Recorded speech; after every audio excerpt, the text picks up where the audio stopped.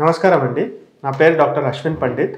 నేను consultant surgical ఆంకాలజిస్ట్ని, Renova century hospitals, Banjara hills, road number 12. ఇవాళ మనము ఒక ముఖ్యమైన విషయం గురించి మాట్లాడదాం. Sentinel lymph nodes. అసలు సెంటినల్ లింఫ్ నోడ్ బయాప్సీ అంటే ఏంటి? అసలు లింఫ్ నోడ్ అంటే ఏంటి? క్యాన్సర్కి లింఫ్ నోడ్కి సంబంధం ఏంటి? మనం వీటి గురించి మాట్లాడదాం. అయితే మన శరీరంలో ఎలాగైతే చెడు రక్తాన్ని మన శరీరం నుంచి గుండెకి తీసుకుపోవడానికి వీన్స్ అనే రక్తనాళాలు ఉంటాయి, అలాగే మంచి రక్తాన్ని గుండె నుంచి సోర్స్కి తీసుకొని వెళ్ళడానికి ఆర్టరీస్ అనే నాళాలు ఉంటాయి. అలాగే మన శరీరంలో ఉన్న నీరుని, ఫ్యాట్ని, కొన్ని వైట్ బ్లడ్ సెల్స్ని పెరిఫెరీ నుంచి, అంటే మన కాళ్ళ నుంచి, చేతుల నుంచి గుండెకి తీసుకొని వెళ్ళడానికి లింఫాటిక్ సిస్టమ్ అని ఒక సిస్టమ్ ఉంటుంది. అయితే ఈ లింఫాటిక్ సిస్టమ్కి మధ్యలో స్టేషన్స్ ఉంటాయి. ఎలాగైతే ట్రైన్కి స్టేషన్స్ ఉంటాయో అలాగే ఈ లింఫాటిక్ సిస్టమ్కి కూడా కొన్ని స్టేషన్స్ ఉంటాయి. ఈ స్టేషన్స్ని లింఫ్ నోడ్స్ అంటారు. ముఖ్యంగా ఇవి గొంతులో, మెడలో, చంకల్లో, గజ్జలలో, వీటిల్లో లింఫ్ నోడ్స్ ఉంటాయి. అయితే మనకి ఏదైనా భాగంలో క్యాన్సర్ వస్తే ఆ క్యాన్సర్ అక్కడి నుంచి లింఫాటిక్స్ ద్వారా ఆ నెక్స్ట్ లింఫ్ నోడల్ స్టేషన్కి పాకే అవకాశాలు ఉంటాయి.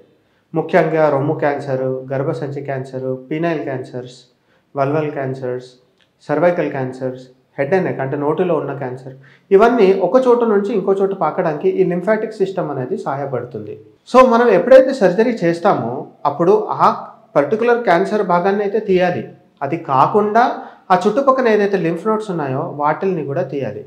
మరి ఈ లింఫ్ నోడ్స్ అన్ని తీయడం వల్ల ఏమైనా ఇబ్బంది ఉంటుందా అంటే క్యాన్సర్ పరంగా ఏమీ ఇబ్బంది ఉండదు.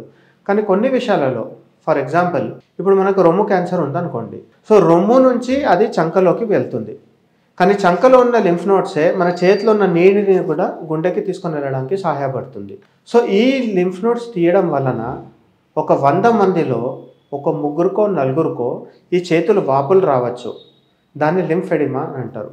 మరి దీన్ని అవాయిడ్ ఎలా చేయాలి?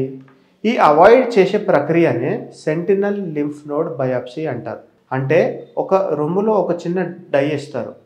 డై ఇచ్చిన తర్వాత అది ఏదైతే లింఫ్ నోడ్స్కి వెళ్తుందో ఆ లింఫ్ నోడ్ మాత్రమే తీసి పరీక్షకు పంపిస్తాము. దాంట్లో క్యాన్సర్ లేనట్లయితే ఇంకా ఆ చంకలో ఉన్న లింఫ్ నోడ్స్ని ముట్టము.